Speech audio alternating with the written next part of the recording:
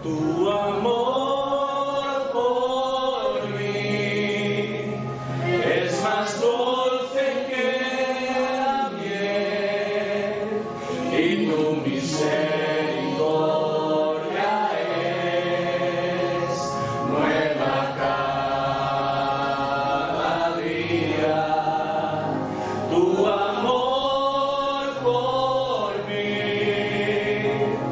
es más dulce que la miel y tu misericordia es nueva cada día.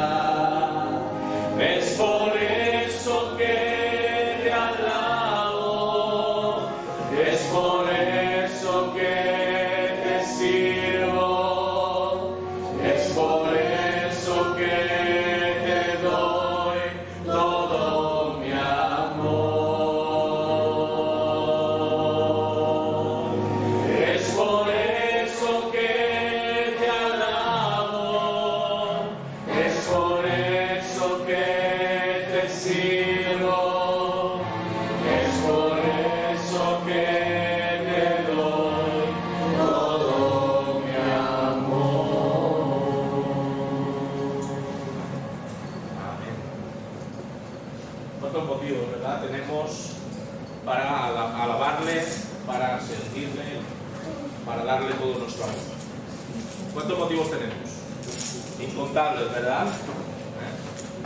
A veces es necesario, incluso en nuestro veloz y vertiginoso modo de vida, detenernos a pensar en cuántas cosas hace el Señor por nosotros, cuántas cosas nos brinda, sin nosotros siquiera tampoco pedírselo, cuántas cosas, cuántas bendiciones nos entrega, aún a pesar de cómo somos, y también detenernos, ¿no?, para contemplar la hermosura de su creación, contemplar el poder de su favor a través de su gracia. Bien, pues hoy continuamos estudiando la palabra del Señor en el Génesis, concretamente en el Génesis capítulo número 17. Hoy vamos a hablar de la circuncisión. Vamos a poner el audio. Muy bien. La circuncisión. Seguimos hablando acerca de la vida de Abraham, y este va a ser un momento muy importante en relación a lo que tiene que ver con el pacto que Dios hace a través de Abraham para todo su pueblo. Más adelante va a ser la señal que va a distinguir el pueblo de Israel del resto de las otras naciones vecinas, pues desde aquel momento hasta el día de hoy, porque todavía se sigue practicando la circuncisión en lo que se conoce como el pueblo judío, ¿no? Bien, existen múltiples maneras de demostrar el compromiso que supone un pacto o que supone una alianza entre dos partes. Hay muchas maneras de manifestarlo, hay muchas maneras de expresarlo, ¿vale? Un brindis, o una rúbrica formal en un documento, o un apretón de manos, o una comida de honor, un monumento que de alguna manera simbolice el acuerdo mutuo, son formas de dar por firmado un pacto. Esto a lo largo de las épocas, a lo largo de las culturas, hemos visto que hay diferentes maneras que se tiene de decir: hemos establecido un acuerdo vinculante para las dos partes, y aquí está la señal, aquí está la evidencia, para que después nadie diga esto no ha sucedido. Sea cual sea la formalidad que se emplee, el caso es que siempre se demanda un acto que selle la confianza que cada parte depositará en la otra, y más todavía en estos tiempos que corren, ¿verdad? Hoy día no vas a una operadora de móvil y dices: quiero que me dé tal o cual servicio telefónico, y te lo dan así como si nada, sin firmar papeles, ¿verdad?, sin considerar el DNI, sin ver si eres moroso o no eres moroso. Eso es algo altamente improbable, ¿no? Una vez uno quiere contratar algún tipo de servicio, pues ya sabe que se ha de atener, ¿no?, a una serie de normativas, de requisitos, entre los cuales está el que tú estampes tu firma, tanto sea digital hoy día como la rúbrica, ¿no?, en forma de dibujo, ¿no? El caso es que son ceremoniales que pueden cambiar de cultura a cultura, que pueden cambiar de época histórica a época histórica, pero siempre adquieren el mismo sentido y significado: la fe en que cada uno de los firmantes del pacto se comprometerá a cumplir con lo establecido por contrato. Por lo menos en principio es lo que se espera, ¿no? Después ya veremos que la vida da muchas vueltas y a veces de lo firmado, pues, o de lo prometido o de lo rubricado, pues la realidad se impone muchas veces. La cuestión es que siempre como seres humanos hemos necesitado de un gesto, ¿no?, de un ademán, de algo que nos garantizase la tranquilidad y la seguridad de que la palabra dada se convirtiese en un compromiso claro e inmutable. Por supuesto, también la humanidad ha elegido millones de veces inhabilitar pactos, mentir en las promesas y despreciar los votos. A la vista de la experiencia y de la historia, el mortal casi siempre ha optado por romper con sus compromisos. Lo vemos todos los días, cómo se rompen los compromisos, por menospreciar la voluntad del otro, por transgredir en términos de acuerdo a conveniencia. De ahí que en nuestra actualidad encontremos tantos problemas para lograr una confianza absoluta entre las partes, sean cuales sean estas. Ya sabéis que ahora está el tema deportivo, ¿no?, el tema de los fichajes, el tema de diferentes y diversos jugadores que no están contentos con su club y que intentan forzar la salida de ese club, aun cuando saben que tienen un contrato de 3 o 4 años más. Pues, ¿pensáis que las personas suelen cumplir su contrato? No, van a tratar por todos los medios de incumplirlo para alcanzar, pues, el destino que más se les antoja. El compromiso adquirido entre dos partes debe hacerse desde la gracia, debe hacerse desde el respeto mutuo, desde la gracia y no desde una candidez estúpida con el fin de que en caso de infringir lo establecido en la alianza se dé una segunda oportunidad para seguir manteniendo el trato, ¿vale? Eso a veces también ha pasado, ¿no? Pues oye, estás en una estrechez, pues vamos a ver si podemos reconsiderar el trato, a ver si podemos dar algún plazo más, pero claro, dentro de la gracia, pero de una gracia, digamos, basada en garantías, ¿vale? No vas a hacer las cosas, no vas a perdonar por perdonar, sino que hoy día eso del perdón está bastante difícil. Desde el respeto mutuo también se construyen los acuerdos y los pactos, con el objetivo de que ambas partes entiendan que el incumplimiento de cualquier cláusula contractual es señal de oprobio, es señal de insulto, es señal de deshonra, con todo aquello que esto conlleva. Comprometerse con alguien no es una cuestión puramente visceral. Cuando nos comprometemos con alguien, a través de un contrato o de un acuerdo, supone razonar, o debe suponer razonar, reflexionar, evaluar pros y contras del acuerdo que se va a tomar. Implica vincularse desde la coherencia y desde la consistencia moral con otra parte que también toma la decisión de ser honrado y consecuente con lo rubricado. No es nada agradable firmar un pacto o firmar un contrato con otra persona de la que dudamos o sospechamos. ¿Vosotros lo haríais? ¿Seréis capaces de firmar un pacto o un contrato con alguien que no sabemos muy bien por dónde nos va a salir? No es nada agradable, a veces nos toca, pero vamos siempre con la mosca detrás de la oreja. Nos intranquiliza pensar que en cualquier momento nos la va a dar con queso, o que nos va a dejar en la estacada a la hora de reclamar aquello que se incluyó como estipulación normativa y obligatoria. Esto es el pan de cada día: contratos, pactos, alianzas, coaliciones, todo tipo de contubernios, en lo político, en lo moral, en lo filosófico, en lo económico, en lo laboral. Eso forma parte de la urdimbre social de nuestra época. Cuando hablamos de pactos entre personas, podemos llegar a tener ciertas reticencias a creer totalmente en la palabra del otro, más en los tiempos que corren. Ya no se fía a nadie, como se decía vulgarmente, no me fío ni de mi madre me fío, o ni de mi sombra me fío. Pues imaginaos, ¿no? Entre dos personas tener algún tipo de trato, siempre hay alguna reticencia, sobre todo porque, ¿qué ha pasado? Pues que en la vida hemos sido testigos de los desmanes y de las negligencias que se han dado en el plano de lo contractual. ¿Quién de vosotros no ha visto en algún momento de su vida, o incluso ha sido, digamos, objeto de un incumplimiento contractual? Yo he sido testigo de muchos, en muchos sentidos. Y es así.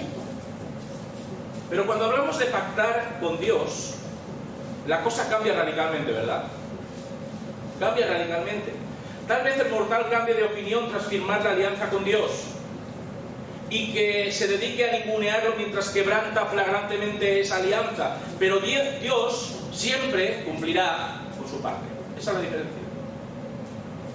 El resultado de guardar el pacto de Dios es bendición y prosperidad. El salón de todas las cosas. El requerimiento, la obediencia y la reverencia. ¿Tú quieres recibir bendición? Tienes que obedecer. ¿Tú quieres prosperidad? Tú tienes que ser reverente delante del Señor, respetuoso, honrarlo a través del cumplimiento de lo que Dios requiere de cada uno de nosotros. Claro, en el caso que nos ocupa sobre Abraham, en el día de hoy, Dios ya había pactado previamente las condiciones de su presencia, de su bendición y de su herencia. Ya lo vimos en otro momento. Sin embargo, como ya vimos en los estudios anteriores, Abraham alternaba una de cal con otra de arena. Ya lo vimos, ¿verdad? La semana pasada ya tuvimos el episodio de la de cal. Pues, y así, está como una especie de bandazo continuo, erigía imponentes altares para glorificar a Dios, fantástico, maravilloso, y de repente desconfiaba del favor de Dios, marchando a Egipto para surtirse de víveres. O, por ejemplo, reconocía al Señor en su llamamiento desde Harán y de pronto se entregaba a un alocado y frenético plan por acelerar el proceso de un heredero. Defendía a su sobrino Lot de una confederación de estados enemigos y luego se despreocupaba por solucionar la batalla campal que se estaba librando en su hogar, como ya vimos la semana pasada. O sea, vemos una especie de incoherencia, ¿no?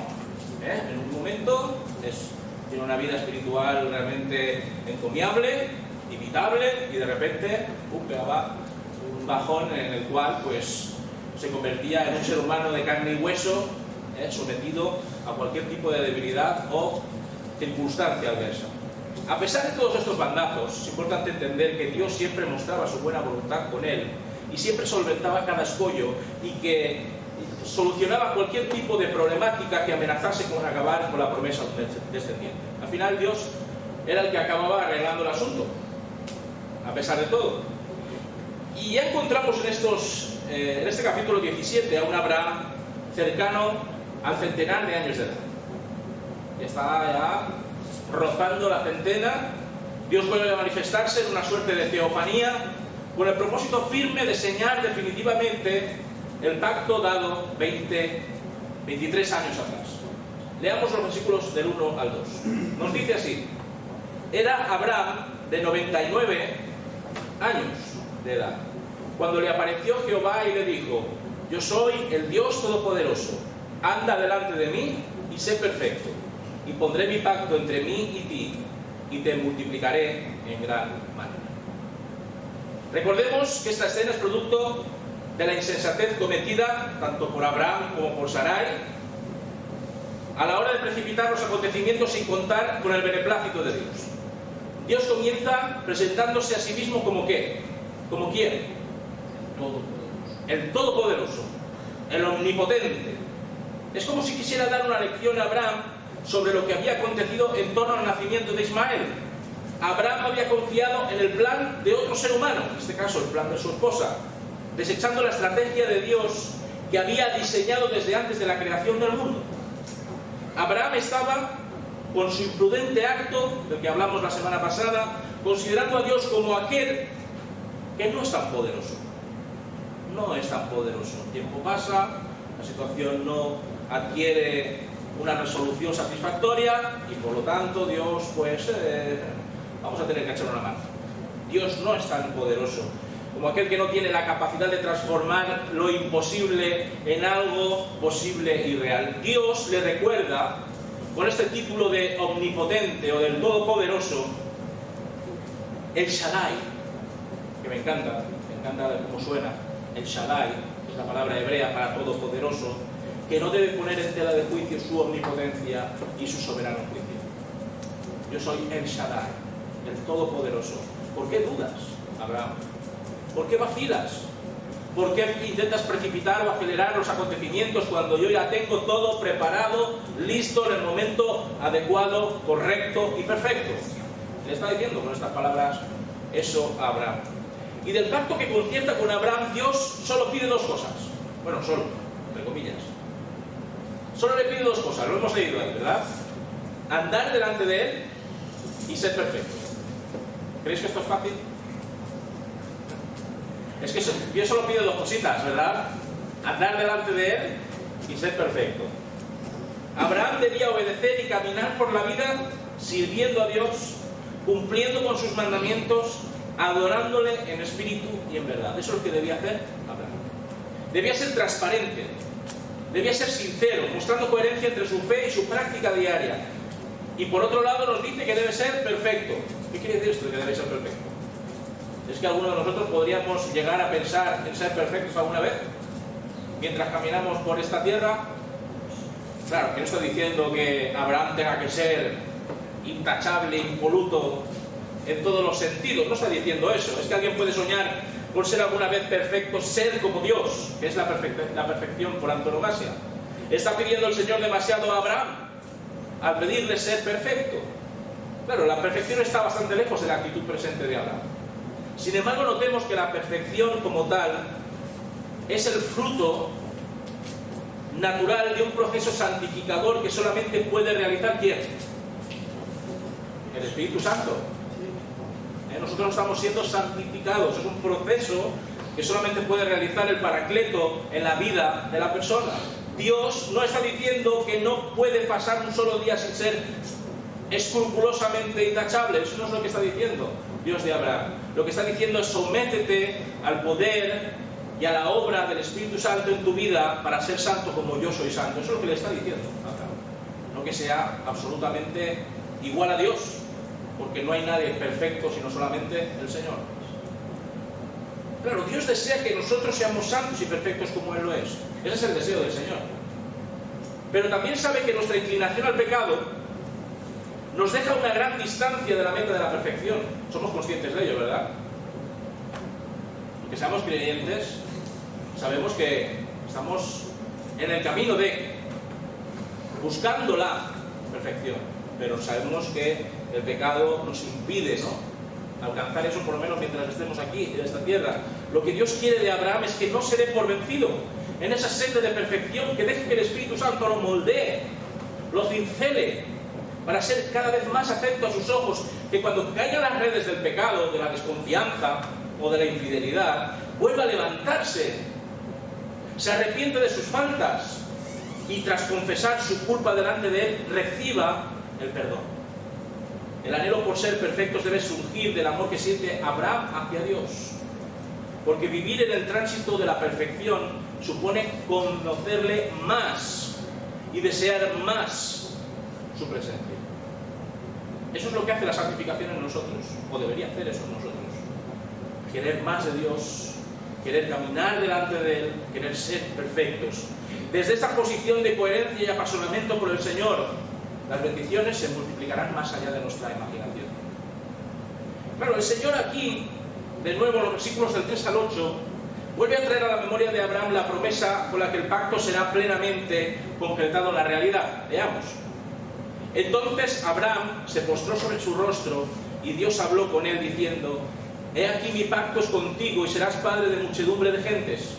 Y no se llamará más tu nombre Abraham, sino que será tu nombre Abraham, porque te he puesto por padre de muchedumbre de gentes. Y te multiplicaré en gran manera, y haré naciones de ti, y reyes saldrán de ti, y estableceré mi pacto entre mí y ti, y tu descendencia después de ti en sus generaciones, por pacto perpetuo, para ser tu Dios, y el de tu descendencia después de ti. Y te daré a ti y a tu descendencia después de ti la tierra en que moras, toda la tierra de Canaán, en heredad perpetua, y seré el Dios de ellos. El primer paso para que este pacto pase a un nivel superior de vinculación entre las partes supone un cambio en el nombre de Abraham. Dejará de llamarse así. ¿Qué significa Abraham? Abraham significa padre enaltecido. Pues dejará de llamarse así para convertirse en Abraham, o padre de multitudes.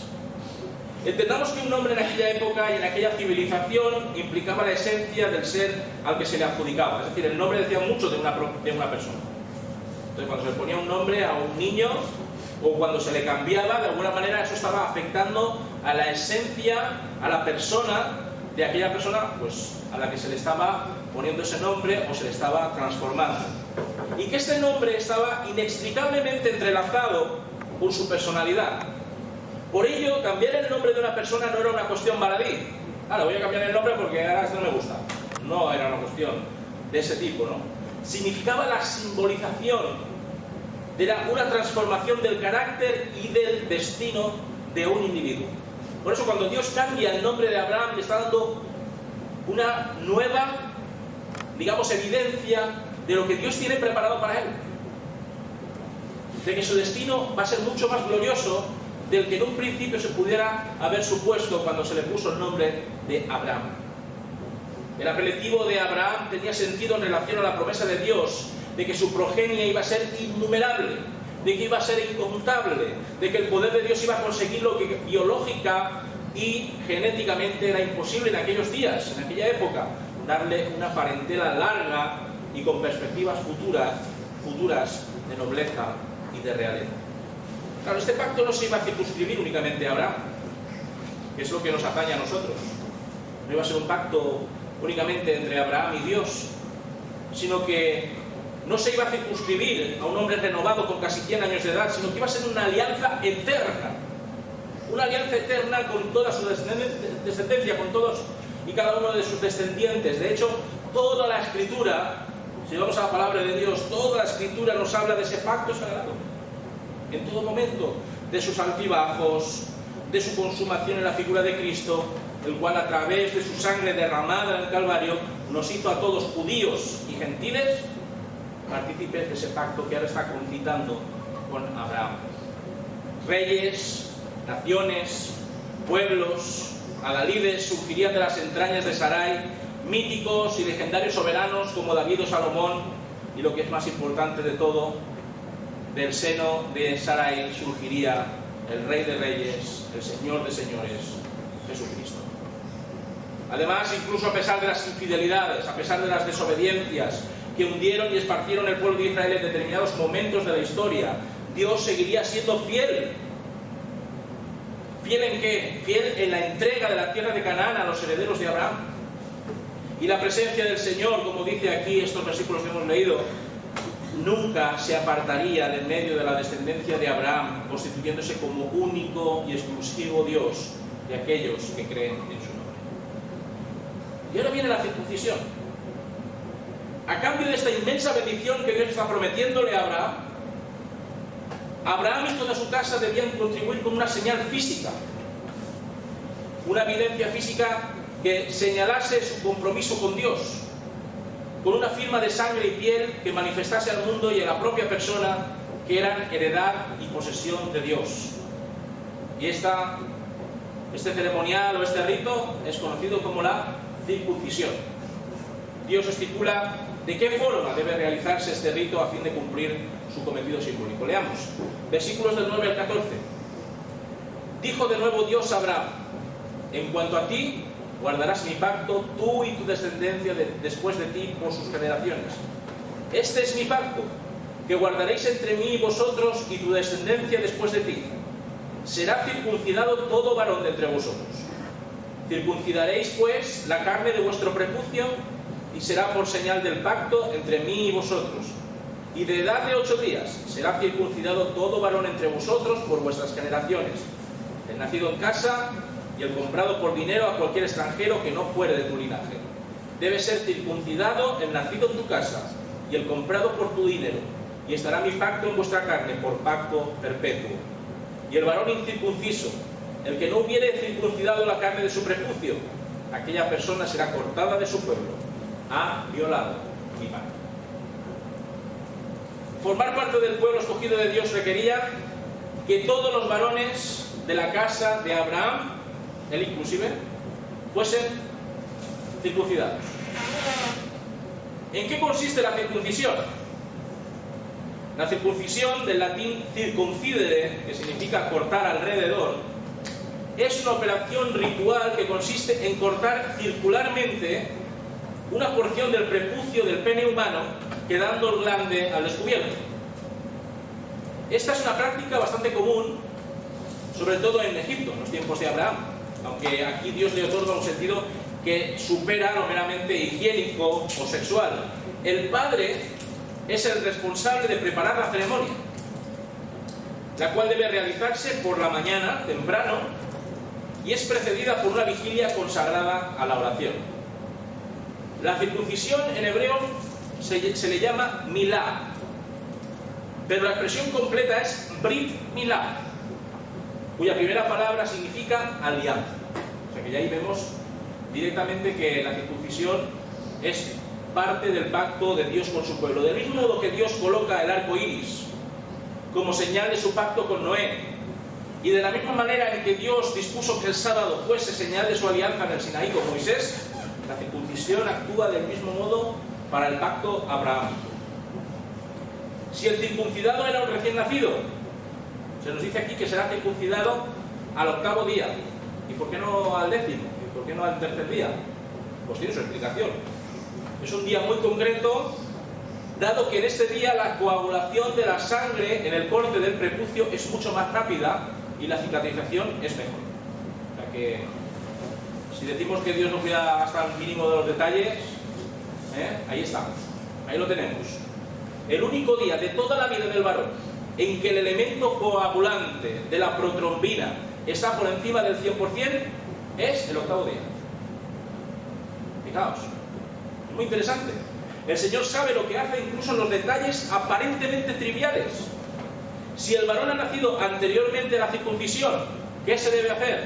Pues debía practicársela inmediatamente, so pena de ser marginado del resto de la familia y sufrir, a causa de su renuencia a cumplir con este requisito innegociable a los ojos de Dios. Es interesante, muy interesante, comprobar que no solamente los familiares consanguíneos debían ser circuncidados, porque Dios podía haber dicho solamente los que tengan una relación de sangre. Pero no, aquí está diciendo que también cualquier criado, cualquier esclavo, cualquier siervo adscrito al clan abrahámico debía también pasar por este rito de compromiso privado. Y dentro del contexto del pacto que realiza Dios con Abraham, y con la idea siempre subyacente del cumplimiento de la promesa de Dios de darle descendencia desde Sarai, el poder supremo del Señor vuelve otra vez a aparecer en escena. Fijaos, versículos del 15 al 22. Dijo también Dios a Abraham: a Sarai tu mujer no la llamarás Sarai, mas Sara será su nombre, y la bendeciré, y también te daré de ella hijo.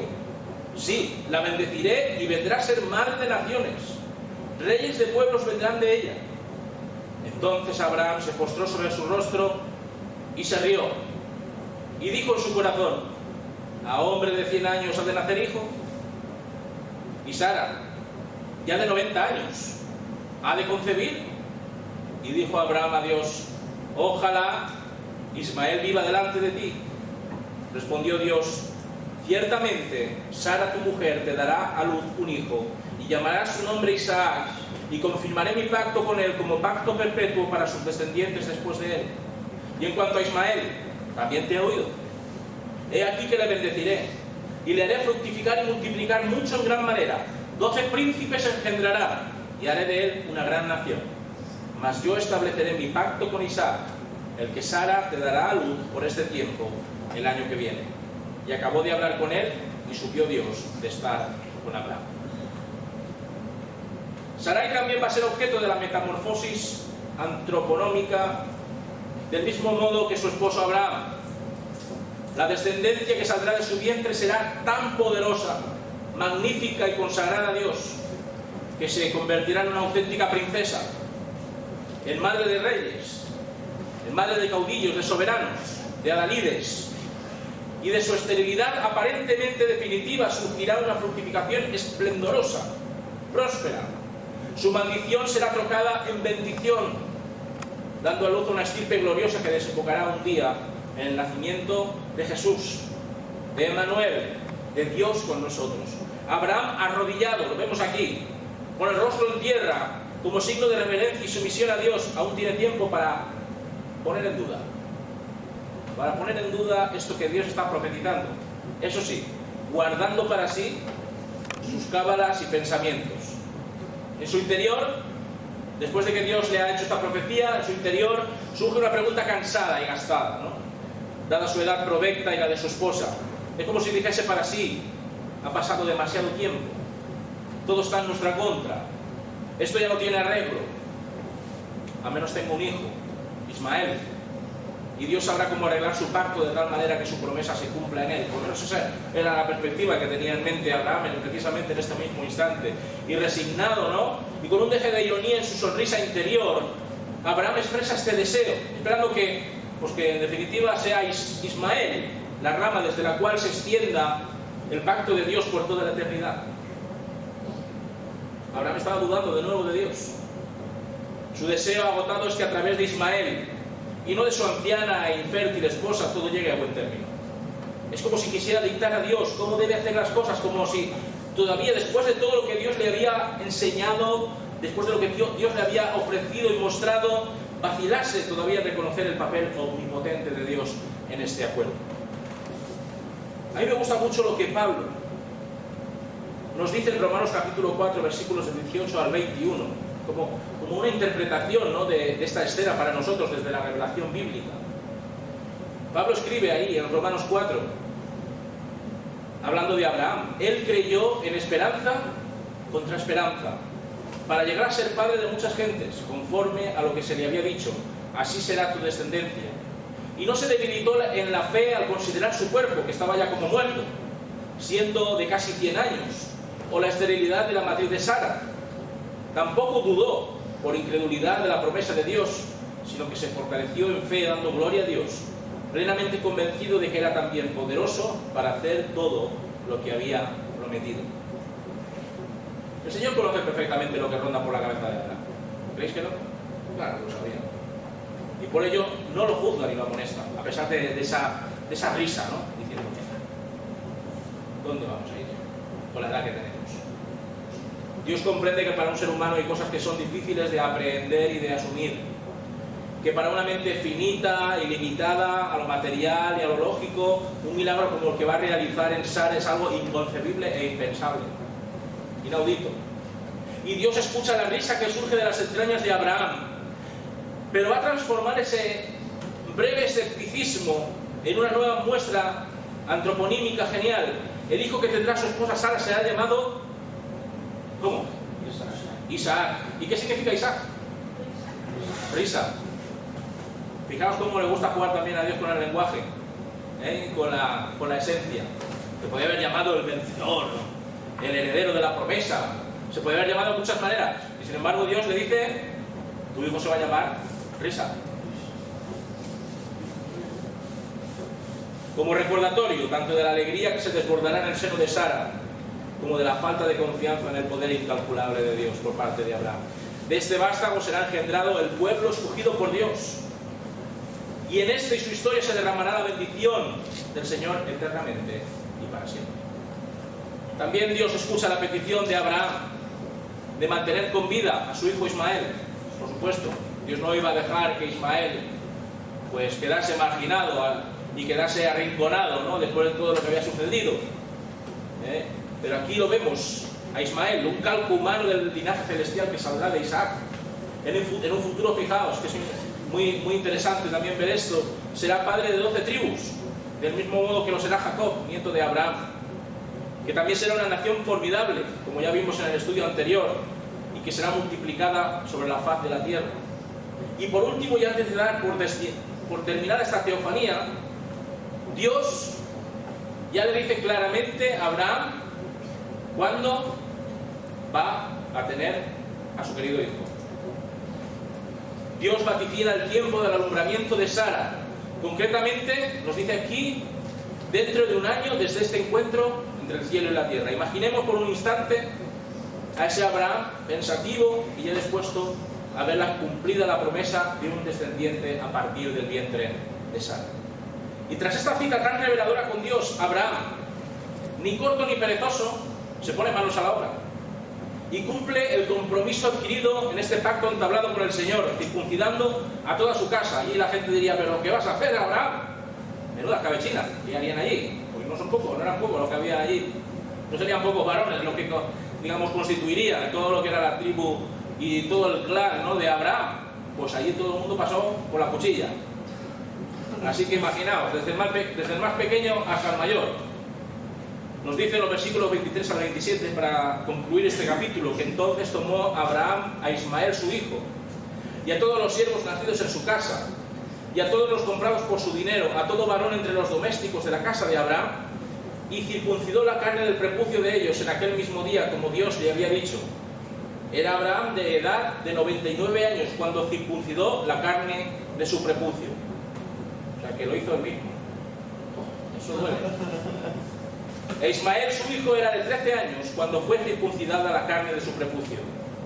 En el mismo día fueron circuncidados Abraham e Ismael, su hijo, y todos los varones de su casa, el siervo nacido en casa y el comprado del extranjero por dinero, fueron circuncidados por él. Que Abraham cumplió con la parte que le correspondía de esta promesa en términos físicos. Muchos se preguntan, ya para terminar, ¿por qué como cristianos ya no debemos circuncidarnos? Hay gente que se lo pregunta. ¿Por qué no nos circuncidamos si también somos pueblo de Dios? Hombre, yo no tengo mucha prisa porque me circuncide, a menos si es una cuestión sanitaria, la verdad. La verdad es que no es un tema muy importante. ¿Sabéis por qué? Porque desde el momento en el que Cristo entró en escena, trayendo el nuevo pacto en su sangre y en su resurrección, nos habla de otra clase de circuncisión, que esa sí que es verdaderamente importante, que es la circuncisión espiritual. Esa es la que nos debe dar ahora a nosotros, como creyentes en Cristo, como iglesia del Señor en nuestros tiempos, la verdadera importancia. Pablo nos explica ese extremo de una manera magistral. Colosenses capítulo 2, versículos del 11 al 14. En Él, es decir, en Cristo, también fuisteis circuncidados, con circuncisión no hecha a mano, al echar de vosotros el cuerpo pecaminoso carnal, en la circuncisión de Cristo, sepultados con Él en el bautismo, en el cual fuisteis también resucitados con Él, mediante la fe en el poder de Dios que le levantó de los muertos. Y a vosotros, estando muertos en pecado, y en la incircuncisión de vuestra carne, os dio vida juntamente con Él, perdonándoos todos los pecados, anulando el acta de los decretos que había contra nosotros, que nos era contrario, quitándola del medio y clavándola en el agua. Esa es nuestra circuncisión. Hemos superado esta señal, la señal de la circuncisión física, la cual tuvo su sentido y tuvo su propósito en su tiempo. Porque como nos dice Pablo en Gálatas 6:15, porque en Cristo Jesús ni la circuncisión vale nada, ni la incircuncisión, sino una nueva creación. Eso es lo que vale. O como también reseñó el apóstol Pablo, porque en Cristo Jesús ni la circuncisión vale algo, ni la incircuncisión, sino la fe que obra por la fe. Ante la influencia de los judaizantes en la iglesia primitiva, el apóstol Pablo tuvo que dejar meridianamente clara y nítida esta apreciación de la circuncisión como un rito que no ayudaba ni aupaba a nadie a la salvación. En Cristo nosotros hemos sido salvados de lo físico para concentrarnos en el corazón, aquel que hay que circuncidar de verdad, desde la fe y, como hemos leído, desde el amor de Dios. ¿Tenéis alguna pregunta, alguna cuestión relacionada con este estudio de hoy de la circuncisión? ¿Sabéis lo que es la circuncisión? ¿Habéis visto alguna circuncisión? Yo sí lo he visto en alguna documental, pero no es tampoco una gran, ¿cómo se llama? Una gran operación, en realidad. Aunque siempre ha habido problemas, ¿no?, con el tema de quién debía hacer esa circuncisión. Normalmente suele ser el rabino, pero también pues, no ha existido muchas veces que ese rabino tuviese tuviese algún tipo de título, ¿no?, médico que le permitiese realizar ese tipo de... Pero bueno, esto ya son cuestiones ya propias del pueblo judío que todavía sigue, digamos, celebrando este rito. Muy bien, por la semana que viene vamos a hablar de Isaac, porque ya vamos a ver la cabecita de Isaac. La vamos a ver a través de otro nuevo encuentro de Dios con Abraham, que va a estar muy interesante. Así que la semana que viene, Génesis capítulo 18, versículos del 1 al 15. Muy bien, pues terminamos cantando Yo quiero más de Cristo, quiero más de su poder, quiero más de su presencia. Todo esto es, como hemos dicho antes, voluntad de aquel que está siendo esculpido, pincelado, moldeado por el Espíritu Santo en ese camino de santidad que nosotros hemos escogido seguir y al que también hemos decidido someternos.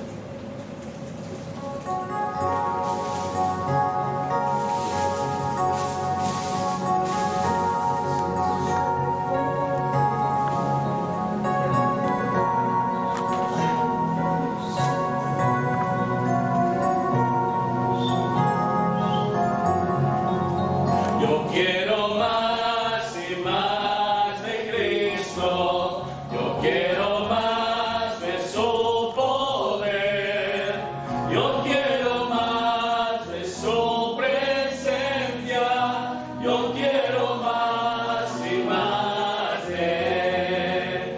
Yo quiero más y más de Cristo, yo quiero más de su poder, yo quiero más de su presencia, yo quiero más y más de Él. Amén. Pues que el Señor bendiga. Próximo domingo estamos en 2 de Samuel, capítulo 9. Capítulo 9. 2 de Samuel, capítulo 9. Seguimos ahondando en la historia de David.